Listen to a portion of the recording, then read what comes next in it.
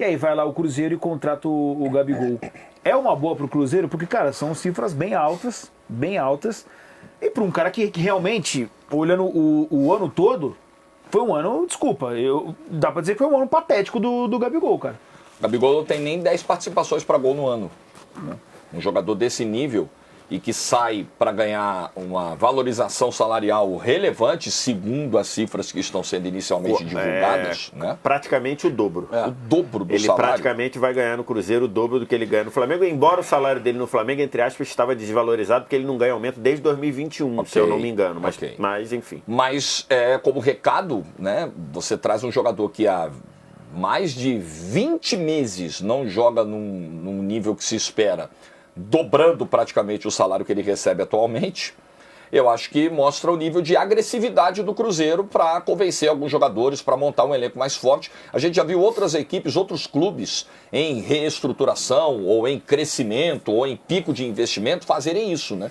Para atrair jogadores, precisar inflacionar um pouquinho a folha e ser um pouquinho mais agressivo e correr riscos, né? Então, é o que o Cruzeiro tá querendo fazer nesse caso. Eu acho que é um bom destino para o Gabigol, porque também, pelo status atual do Gabigol, eu não vejo hoje o Gabigol se transferido para equipes mais estruturadas do futebol brasileiro. Eu ficaria surpreso se ele acertasse com o Palmeiras ainda nesses valores que estão sendo divulgados. Eu ficaria surpreso, sei lá, se ele fosse bater no Botafogo da vida. Eu acho que não. Eu acho que no momento o Cruzeiro precisa de um nome de impacto e o Gabigol precisa de um clube que esteja necessitando de alguém com as características dele. Então, pode dar certo. Mas o custo dessa operação me chama a atenção. E só sobre a coisa da saída do Gabigol. Ok, vai ficar marcada a diretoria, como a diretoria que tirou o Gabigol do clube, ou que encerrou o vínculo do Gabigol, ou que não renovou o contrato do Gabigol. Mas, assim, sendo muito justo na análise, olhando toda a linha do tempo, não foi só essa diretoria que botou o Gabigol para fora. O Gabigol se colocou para fora do Flamengo. Claro, o Gabigol, há 2 anos, entregando o pouquíssimo que ele entrega, fora todas as outras questões que vocês já discutiram aqui, comportamentais, ele gerou essa situação. E com o Tite, o Wallace lembrou bem a história do carro de som lá em 22, né? Isso. Depois da Libertadores de 22, na comemoração do título. Também precisamos dizer o seguinte, é claro que um jogador quando se posiciona dessa forma, provoca um cara dessa forma, e no futuro ele vai trabalhar com esse cara, tem uma coisa arranhada ali que precisa ser resolvida. A relação realmente nunca foi das melhores entre os dois, né? Até mesmo em seleção brasileira a gente já ouvia dizer que o Tite convocava o Gabigol, mas meio que não curtia muito o Gabigol e acabou não o levando para a Copa do Mundo. Só que assim, tem uma responsabilidade do treinador nisso também. O cara vai assumir o comando, o cara vai gerir um cara com quem ele tem problema no passado, chama o cara para uma reunião e faz o seguinte, olha só, precisamos zerar isso aqui. Eu vou precisar de você, eu vou trabalhar com você, você vai precisar de mim também, nós vamos resolver essa parada a partir de agora. Deixa o que ficou para trás, depois a gente se resolve, a relação tem que ser profissional. Então, se houve essa rusga e isso não foi bem resolvido, tem culpa do Gabigol nessa história e tem culpa do Tite também. É mais um episódio de dificuldade recente do Tite em gerir pessoas, por mais que a relação dele com o Gabigol fosse péssima e o Gabigol seja uma pessoa difícil. Eu já cansei de ouvir história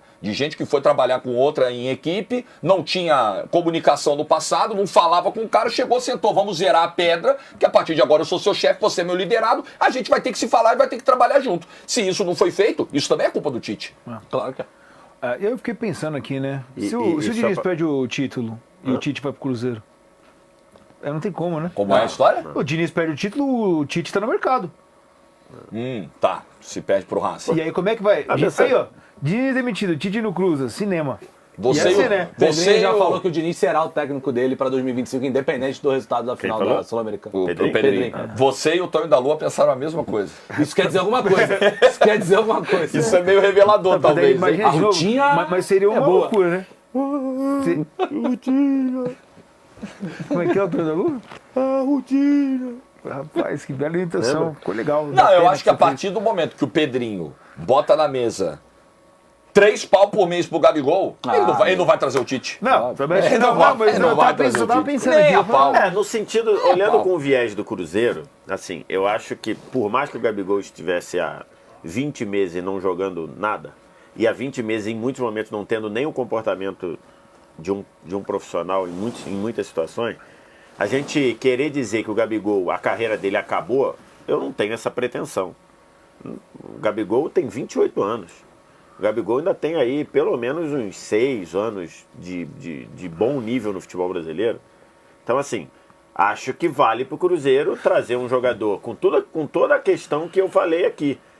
Um jogador que tem perfil decisivo, um jogador que motiva o torcedor, motiva o adversário. Mas hoje ele entrega pra gente muito mais crer que não vai dar certo do que vai dar certo, ou não? Pode. Pelo que ele entrega. Então, acho que essa leitura pode ser feita, mas a gente querer tratar o Gabigol como é impossível ele voltar, não, tem 28 anos, gente. Pode ser ambiente, pode ser também que o ambiente dele no Flamengo já estivesse no limite, que ele tivesse cumprido a missão, pode ser que ele mude de ambiente e se reinvente, pode ser. Então, assim, se é um bom negócio ou não para o Cruzeiro, se é 2,5, se é 3, se é 3,5, se são 4 anos, se são 5 anos, aí é uma questão de negócio. Agora, tratar o Gabigol como por ele ter estado em 2 anos, em 20 meses, jogando muito mal no Flamengo, ele estava muito mal no Flamengo, entrou e fez 2 gols na Copa do Brasil, quase fez 3, ele quase fez um hat-trick. Então, assim, acho que é um movimento do Cruzeiro de trazer um jogador que tem muita condição de sacudir o time, que acho que ainda pode entregar, mas o Gabigol precisa, para entregar, entender o que ele errou. Esse é um ponto. Sim. O Gabigol está disposto a ir para o Cruzeiro para entender o que ele errou, não repetir o que ele errou. Falamos aqui sobre errar diferente, né? Você, quando, né, o objetivo lá e linguagem de mundo corporativo é, por exemplo, na empresa que era o Esporte Interativo, todo mundo era liberado a errar, porque incentivava que as pessoas arriscassem. Mas depois que errou, corrigiu, não erra mais aquilo, erra outra coisa. Então, assim, o Gabigol está disposto a isso? A entender o que ele errou nessa reta final do Flamengo e não fazer? Se é que ele acha que ele errou, talvez na cabeça dele ele pode dizer, não, eu não te tenho nada de errado. E aí talvez seja mais difícil. Mas eu não acho que o Cruzeiro está jogando dinheiro fora ou que está certeza de que ele contratou um cara que não vai jogar. O Gabigol tem 28 anos, o Gabigol sabe jogar, o Gabigol é bom em determinados aspectos do jogo, o Gabigol movimenta a torcida, o Gabigol, então assim, o Cruzeiro está fazendo esse investimento, se é muito ou pouco, aí é uma coisa de finanças, tem que entender o que o Cruzeiro está pensando. Se vai dar certo ou não, também não tenho bola de cristal. Pode ser que dê muito certo, pode ser que dê muito errado. Mas o movimento, eu não acho que o Cruzeiro está contratando um cara aposentado, não, como muita gente está parecendo. Muito pelo contrário. E tem um outro cenário sobre a SAF do Cruzeiro, sobre o Cruzeiro de maneira geral. Viajemos para 2021, ano do centenário do Cruzeiro. Dia 28 de outubro de 2021, o Cruzeiro perde em casa para o Remo, pelo placar de 3-1. O Cruzeiro fica a 3 pontos da zona de rebaixamento para a Série C do Campeonato Brasileiro. O centenário do Cruzeiro teve esse momento. O Cruzeiro na 32ª rodada esteve a 3 pontos da Série C do Campeonato Brasileiro. A primeira SAF, que vem, a SAF do Ronaldo, ela é uma SAF que vem para salvar o clube, basicamente. O Ronaldo vem para tirar um problema que era crônico do Cruzeiro, vem para salvar o clube. O Ronaldo vem, essa a primeira Série A de Campeonato Brasileiro, o Cruzeiro se salva ali naquelas rodadas finais e etc. Evita cair para C, ganha a B. Exatamente. E fica na primeira divisão Ainda tem esse ponto. A SAF do Pedrinho, ela veio com outra perspectiva. É hora de dobrar a aposta e é hora de subir o nível, de recuperar o protagonismo do Cruzeiro. E como que você faz isso? Primeiro, pegando um dos maiores ídolos da história do Corinthians. Depois, tentando ou negociando ou até acertando verbalmente. Acertando verbalmente com um dos maiores ídolos da história do Palmeiras. E a cartada final pode ser o título da Sul-Americana, mas além disso, tirando o maior ídolo ou um dos maiores ídolos, o maior Zico, um dos maiores ídolos da história do Flamengo. É assim, a SAF do Pedrinho, ela veio pra isso. E ele tem dinheiro pra caceta, meu amigo. Dinheiro não é o problema aqui. Trocando um técnico do qual ele não gostava pelo atual campeão da Libertadores. Trocando um técnico que ele não gostava pelo atual campeão da Libertadores pra trazer o quê? Hype. Pra botar na mesa, pra dar um tapa na mesa e falar, o Cruzeiro tá de volta. E eu tô dizendo isso como? Repito, pegando um dos maiores ídolos da história do Corinthians, um dos maiores ídolos da história do Palmeiras, quase fechou, acertou verbalmente, e pegando agora um dos maiores ídolos da história do Flamengo. Ele só não foi... essa linha do tempo que ela mostra essa decisão. É claro, é muito dinheiro, mas essa linha do tempo toda, ela explica por que o Pedrinho fez esse movimento. E você vai lembrar, o Dudu, dito pela presidente do Palmeiras, só não foi porque ele Dudu, desistiu. A presidente falou, não, nós queremos que ele cumpra o que ele já acertou, que é ir pro Cruzeiro. Tem documento assinado. Exatamente. Tem documento assinado pelo Dudu com o Cruzeiro. Exatamente. Agora, também é preciso, cada profissional que nesse momento acerta com o Cruzeiro, entender a linha de trabalho do Pedrinho. Quando o Pedrinho toma essas decisões ousadas, caras, para encurtar tempo, ele está dando um recado claro de que ele não liga muito para processo.